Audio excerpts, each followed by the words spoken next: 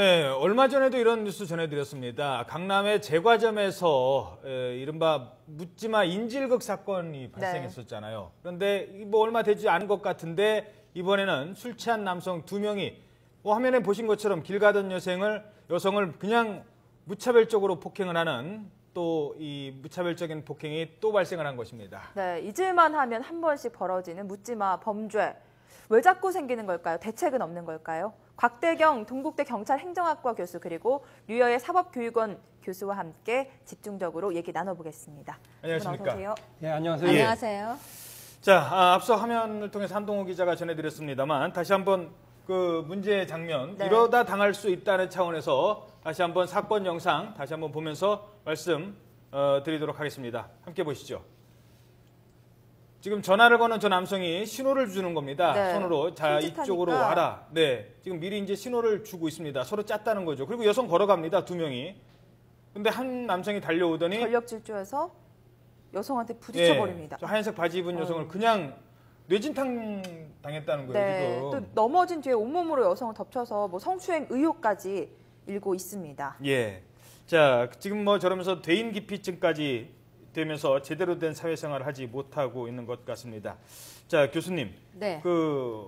어떻게 보십니까? 지금 이런 사건 일단 일단 본격적인 질문 드리겠습니다. 같은 여성으로서 더 불안한 사건 아닙니까? 불안하죠. 사실 지금 저 장면을 보기만 해도 온몸에 소름이 끼칠 정도고요. 네. 여성분들이 이런 말을 많이 하죠. 엘리베이터에 남자와 나란히 둘이서 타기만 해도 제일 먼저 핸드폰을 만지작거리고 CCTV를 보고 있는데요. 왜냐하면 혹시나 저 남자가 근데 그때 남자들이 하는 얘기가 있죠. 나는 절대 범인이 아닌데 여자들이 나를 경계하는 것이 괜히 너무 의심하는 싫다. 네. 의심받는 게 싫다라고 하는데 요즘 너무 불안합니다. 사회가. 뿐만이 아니라 지금처럼 아무 이유도 없이 뛰어와서 저렇게 덮친다면은 길을 걸어가는 것조차도 불안하게 되는 것이죠. 네. 정말로.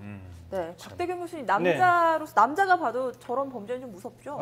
물론입니다. 네. 비록 남자라고 하더라도 다른 사람들의 이런 신체상의 안전을 위협하는 이런 행동은 절대 용납이 될 수 없는 일이라고 생각을 합니다. 더더군다나 본인들이 뭐 이런 일을 하고 나서 이거 뭐 우발적인 것 아니면 단순한 그냥 장난인 걸로 전혀 책임감을 느끼지 못하고 이렇게 행동하는 것에 대해서 상당히 걱정스럽습니다. 그리고 저 일이요. 무슨 후미진 골목에서 발생한 게 아닙니다. 그 차 다니는 찾기를 인도 바로 옆에 아닙니까? 강남대로 한복판이 아니 아까 말씀하셨던 베이커리 빵집에서 인질극은요. 네.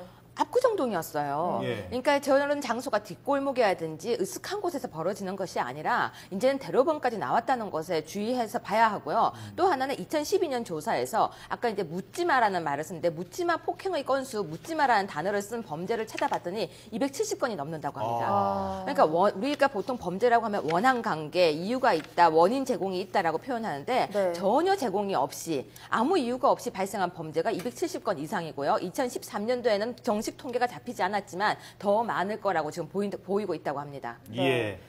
실제로 이런 일을 당하면 그때도 이 피해자도 뇌진탕을 겪었다고 하지만 이런 것보다도 대인기피증, 뭐 심리적 후유증이 더 클 것 같아요. 예, 그렇습니다. 실제로 범죄 피해를 당한 사람들은 범죄로 인해서 직접적으로 이제 신체적인, 정신적인 고통을 받는 그런 것도 있지만 네. 실제로 이제 끝난 이후에 후유증이 상당히 큰데요. 네. 그런 것 보면 이제 외상 후 스트레스 증후군 이런 걸 느낍니다. 그 당시 피해 당시의 상황이 반복적으로 뭐 수십 번, 수백 번 머릿속에 이제 떠오르면서요. 왜 하필 내가 그 시간 그 장소에 거기 있었을까? 스스로를 또 책망하는 이런 되고. 경우들도 있고요. 주변의 어떤 사람들에게 막 억울함을 호소하고 하는 이런 경우들이 있습니다. 예. 네. 자, 지금 이게 뭐 힘없는 뭐 젊은 여성이 피해자겠지 아닙니다. 할머니도 포함이 돼 있었고요. 뭐 남성도 포함이 된 경우도 있었습니다. 올 초에 길을 가던 한 할머니를 향한 갑작스러운 폭행 사건이 있었는데요.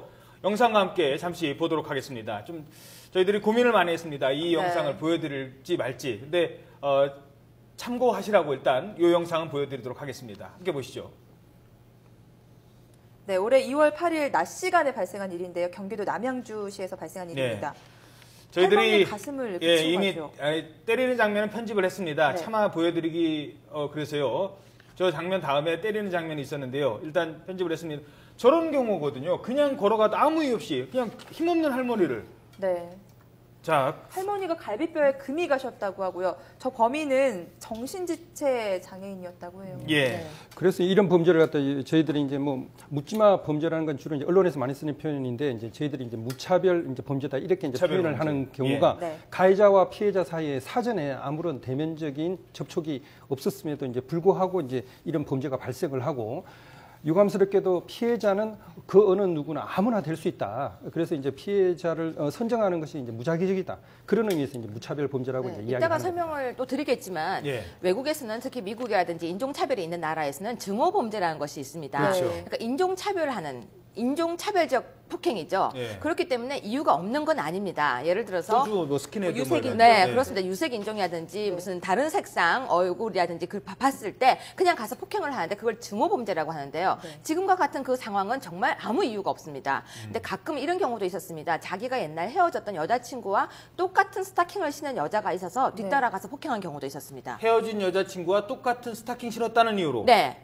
그러니까 본인에게는 이유가 있는 것입니다. 네. 그리고 자기를 버리고 간 여자친구, 자기와 싸웠던 여자친구와 똑같은 뒷모습만 보여도 폭행을 한 경우도 있었고요. 과거에는요. 뿐만이 아니라 자기에게 가학을 하던 친아버지와 똑같은 모습을 보이는 남자에게 가서 폭행을 한 경우도 있었습니다. 네. 그래서 우리가 지금 계속해서 뭐 묻지마 범죄라고 하는데 본인에게는 말도 안 되는 이유가 있기도 하다는 것이죠. 그러니까 분노를 좀 조절 못해서 생기는 것 같아요. 그렇죠. 그렇습니다. 그런데 이게 또 약자예요. 그러니까 할머니, 물론 뭐 남성도 포함이 돼 있다고 네. 말씀드렸는데 그런 경우는 극히 일부고요.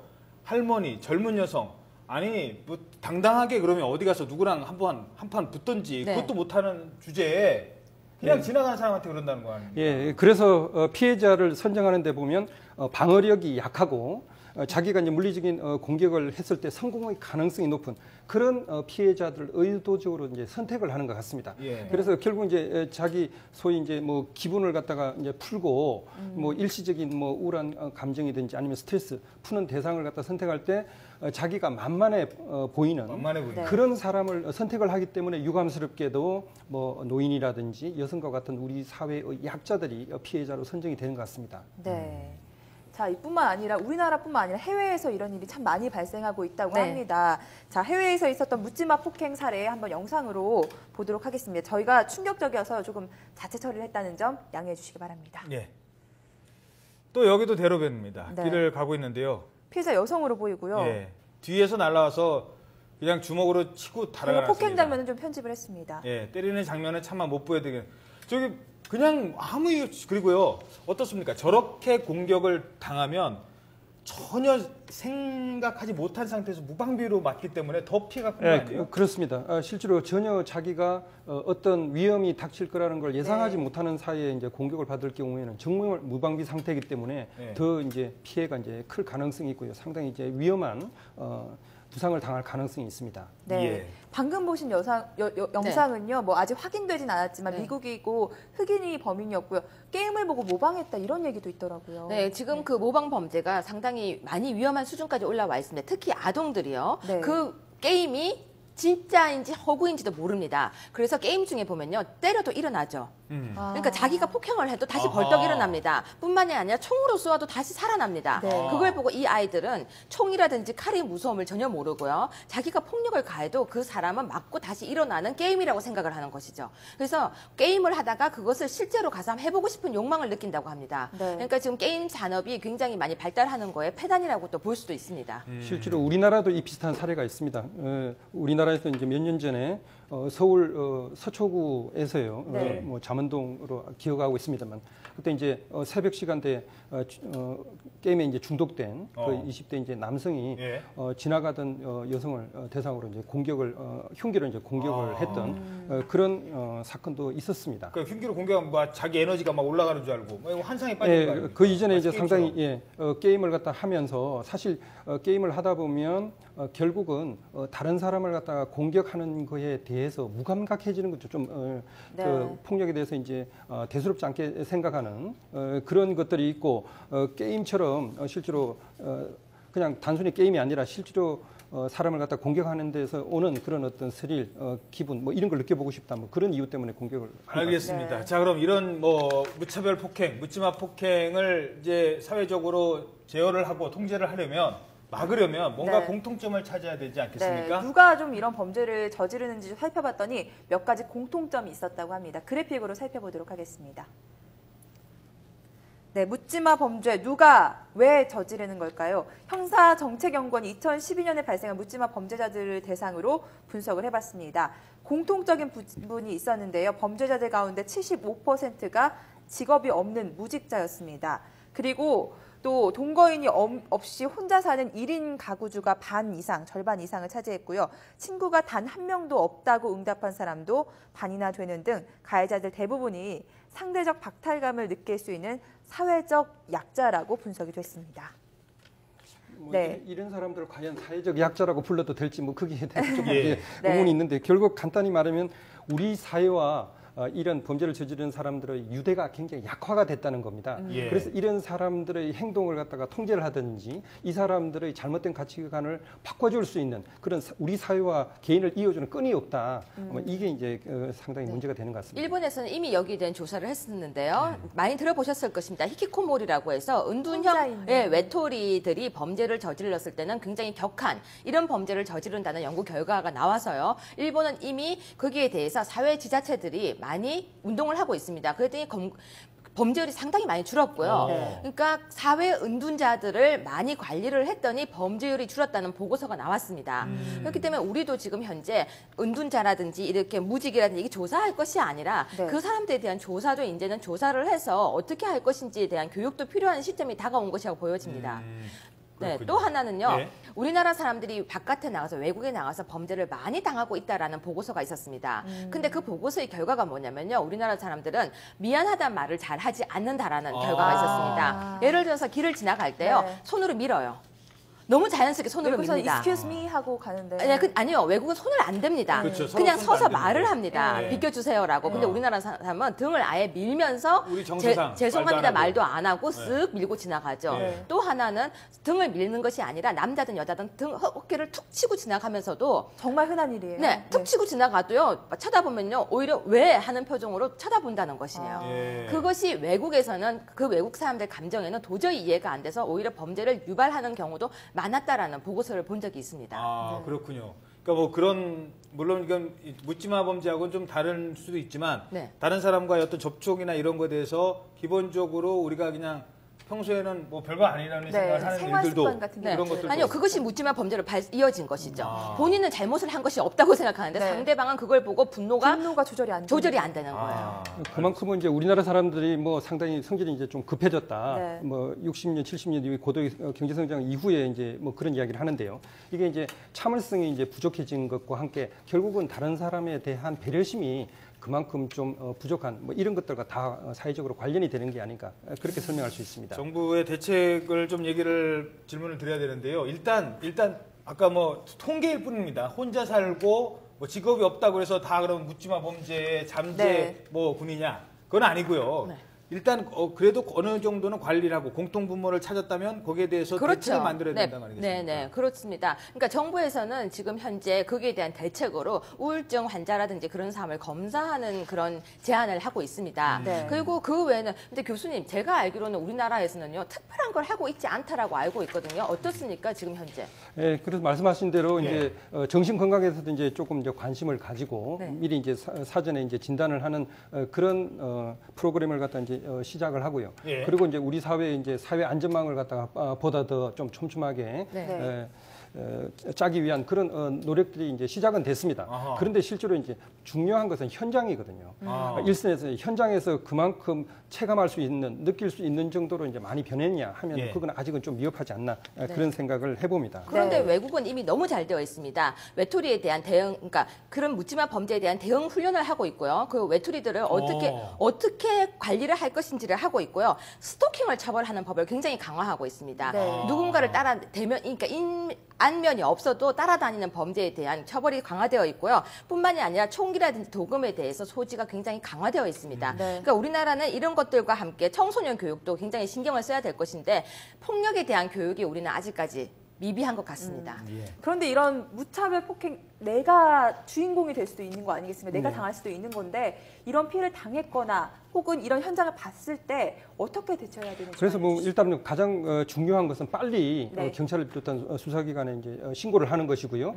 그리고 현장에 있는 증거들을 갖다가 있는 그대로 이제 보존을 보존하는 해서 증거를 수집하기 위한 그 노력을 할 수 있도록 해야 되고, 그래서 최근에는 이런 것들을 갖다가 자료를 수집하기 위해서 CCTV라든지 특히 최근에는 자동차에 있는 블랙박스, 블랙박스 뭐 이런 걸 클릭하는 통해서 노상에 있는 여러 가지 아. 범죄들에 대한 증거 자료를 수집을 하고 있습니다. 근데 이제 그건 이제 증거고요. 네. 일단 지금 우리 옆에서 누가 살려주세요 해도 정말 가서 살려주려고 하는 사람이 몇이나 될까요? 앞에서 아까 그 여성분 지나가다가 남성한테 맞았어요. 네. 그러면은 옛날 우리 과거의 어떤 정서라면 쫓아가야죠. 맞습니다. 잡아야죠.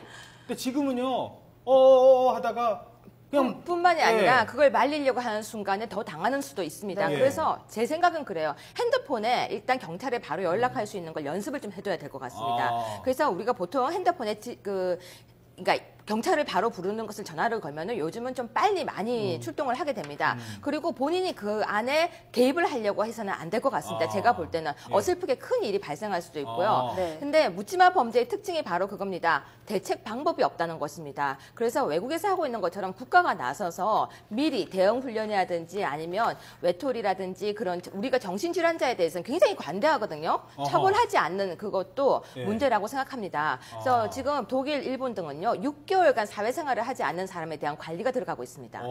직장 생활을 하지 않는다거나 바깥으로 외출하지 않는 사람들. 그러니까 지자체가 그런 은둔형 네, 생활자. 예. 지자체가 그 정도까지도 이제 관심을 가져야 되는 시대가 온 것 같습니다. 네. 예. 지금 스마트폰에 그 112 신고 앱을 이미 개발을 해가지고 깔 수 있습니다. 그래서 단축 버튼 하나만 누르면 바로 경찰에 이제 신고가 되는 네. 그런 앱이 있거든요. 예. 그래서 이제 특히 이 뭐 여성이라든지 노인분들은 이런 것들, 또 어린아이들 같은 경우에 그 스마트폰에 이런 걸 갖다가 깔고 사용을 하는 게 필요합니다. 예. 네. 제가 아까 좀 잘못 말씀드렸나 봅니다. 그러니까 그런 현장을 봤을 때 쫓아가기보다는, 그러니까 그 사건에 개입을 하기보다는 빨리 경찰에 신고를 하는 게 네. 오히려 더 나을 수도 있다. 네. 아. 그러니까 사건을 보면요. 개입을 함부로 해서 오히려 큰 사건이 발생한 경우가 있습니다. 지금 분노 표출을 하고 있는 사람에 대해서요. 들어가서 그게 투입돼서 왜 그러세요? 라고 하는 순간 사건이 더 커질 수가 있는 것이죠. 옛날에 여의도에서요. 네. 그 뭐 흉기 사건이 있었죠. 있었잖아요. 네. 그거를 뭐 2단 옆차기로 좀 평소에 운동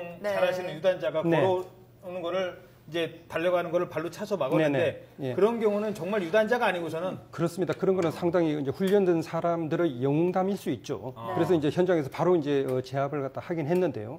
그 보통 사람들이 그런 상황을 맞닥뜨렸을 때 그런 용감한 행동을 하기가 현실적으로 쉽지 않습니다. 네, 예, 알겠습니다.